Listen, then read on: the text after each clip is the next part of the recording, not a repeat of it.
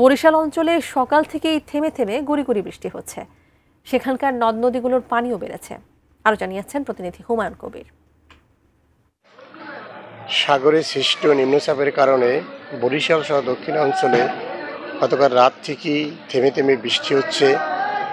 আমি রয়েছি বরিশাল লঞ্চঘাটে, এখনও গুঁড়ি গুঁড়ি বৃষ্টি হচ্ছে এবং এই বৃষ্টির প্রভাবে বরিশাল নগরীর বিভিন্ন জায়গায় জলাবদ্ধতার সৃষ্টি হয়েছে এবং সমুদ্রর যে বন্দরগুলোতে ৩ নম্বর সতর্ক সংকেত রয়েছে এবং বৃষ্টি কম হচ্ছে।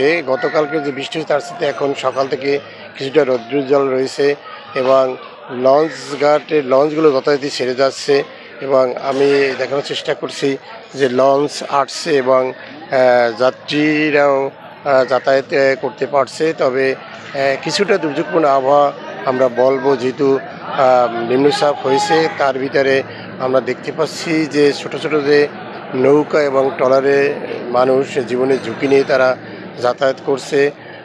বরিশাল আবহাওয়া অফিসে যোগাযোগ করেছে, তারা বলেছে যে বৃষ্টি কিছুটা কমে এসেছে এবং আজকের সকাল থেকে সেভাবে বৃষ্টি হয়নি।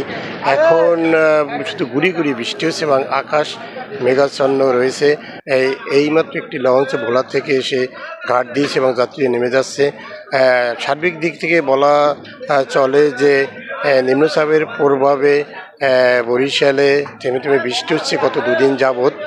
কিন্তু এখন আকাশ গুঁড়ি গুঁড়ি বৃষ্টি হচ্ছে, কিন্তু আমরা দেখতে পাচ্ছি কিছুটা রৌদ্রোজ্জ্বলও রয়েছে। এই ছিল আমার কাছে যে সাগরের নিম্নচাপের প্রভাবে বরিশাল অঞ্চলে আবার সর্বশেষ।